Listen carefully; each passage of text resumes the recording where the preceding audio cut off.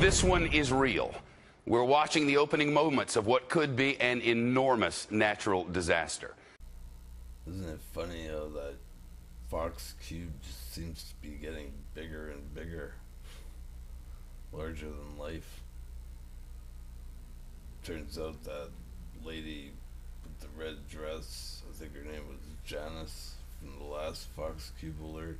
Take a look at the latest track. As you can see, Category 2 moving through the Bahamas. It hugs the coast Friday into Saturday, but look at what happens as we head into early next week. The worst case scenario right now, moving right into millions upon millions of people. And this could cause extensive, catastrophic damage. I'm not just standing here making this stuff up. I want people to really be afraid.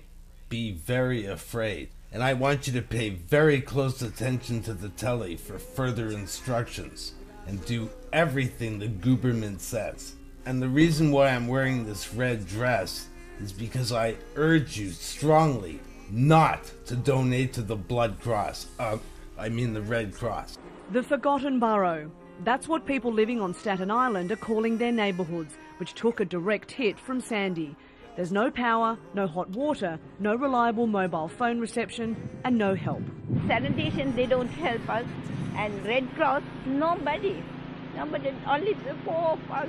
Only 4 of us. While most of the media and political attention has focused on nearby New Jersey and New York City, Staten Islanders say they're being ignored. Their borough president lashed out at the Red Cross, calling the organisation's absence a complete disgrace. So all these people making these big salaries should be out there on the front line, and I am disappointed. And my advice to the people in Staten Island is do not donate to the American Red Cross. Let them get their money elsewhere. Not to worry, the Blood Cross does get its money elsewhere. They held a telethon on Friday. The commercial-free 1-hour telecast organized by NBC Universal, Hurricane Sandy Coming Together, included appearances by Billy Joel, Jimmy Fallon, Steven Tyler, Mary J. Blige, Tina Fey, Jon Stewart, Whoopi Goldberg, Danny DeVito, and NBC News' Brian Williams. Today's show co-anchor Matt Laurer was host. By the looks of how much money they must have made off that telethon, you would think that the Red Cross will be in Staten Island tomorrow, but think again. In order to see how all this fundraising pans out, all we have to do is go to one of the hardest hit places of Hurricane Sandy, Haiti. Remember the earthquake?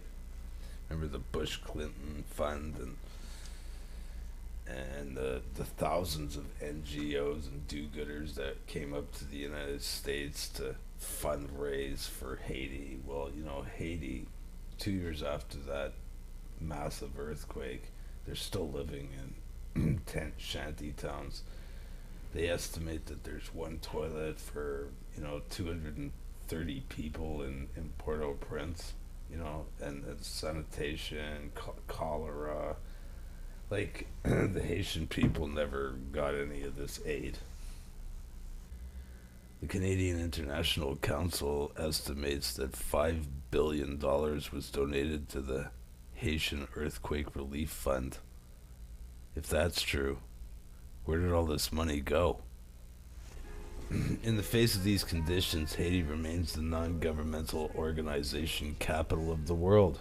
Before the earthquake, there were more than 5,000 organizations on the ground in Haiti, from the International Red Cross to any number of church and civic organizations. Haiti is replete with people of goodwill who are there to make it a better place to live.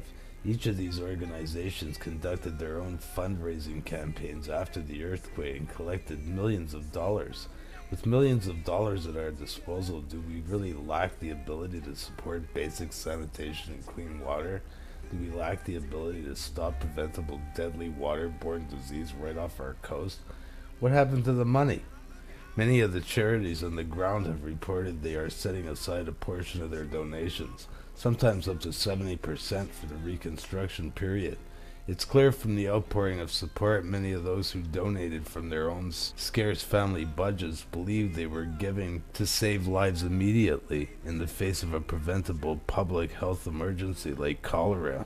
Many will be surprised that more than half of their donations continue to sit in U.S. banks. My organization has attempted for nearly a year to get the Red Cross to account for the money they collected for Haiti. In a recent meeting, I was told that 70% of their donations remain in reserve for longer-term reconstruction. I wonder if Bruce Springsteen played his smash hit Sandy during this benefit concert. I don't think that would have been a very good taste. I was quite intrigued how Alex Jones seemed to have his foot through the floorboard in terms of weather modification on this one. He had all the experts out, and you know there's a lot of armchair scientists coming out of the woodwork who sound like they know what they're talking about. I watched this video. It's pretty interesting. She's talking about infrasonic undulation was stirring the storm, and she gives a whole array of examples, but I can't make out anything in this chaos. Chem dumps, she kept saying, you see that, and I couldn't see a damn thing. But I wouldn't be at all surprised. Here in Montreal, we have a river that skirts along the side of the city, and they're constantly spraying in there, and no matter how clear it is, there's always a bank of cloud over the river. And quite a while ago, I read in Weather Wars, Owning the Weather by 2025, that they intended to do that, and they're doing it. So I'm pretty sure the same holds true for the coast of the United States and in the ocean there. They probably spray along the coast like crazy, and I saw a lot of chemtrail videos that were happening while that storm was making its way up the east coast. So that hurricane, when it's doing that, it's sucking all these chemtrails in like a vacuum cleaner, and one can only guess how that influences the storm or steers it or whatever, you know. And there was a lot of massive HAARP activity going on. I don't know what to believe anymore in terms of HAARP, you know. Sometimes I get the feeling that they have all these things in place to make the elites look more powerful than they are. And then on the other hand, when I read about all their whacked out plans for our future, I tend to think that steering the storm into the most populous area in the country is child's play for them.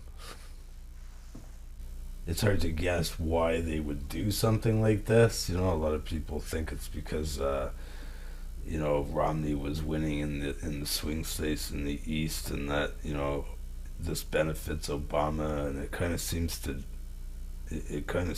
benefit Obama, and I kind of think that he's going to end up winning the presidency again. It'll be a carbon copy of Clinton. Nobody could believe when he re-won the White House, so Obama will do it too, I'm pretty sure. Romney's just a dog and pony show. Instead of going to the convention centers and voting for these panhandlers, you know, we should be going there with ropes and bats and whatnot to hang these panhandlers from the lampposts, you know. You know, give a whole new meaning to the term swing state.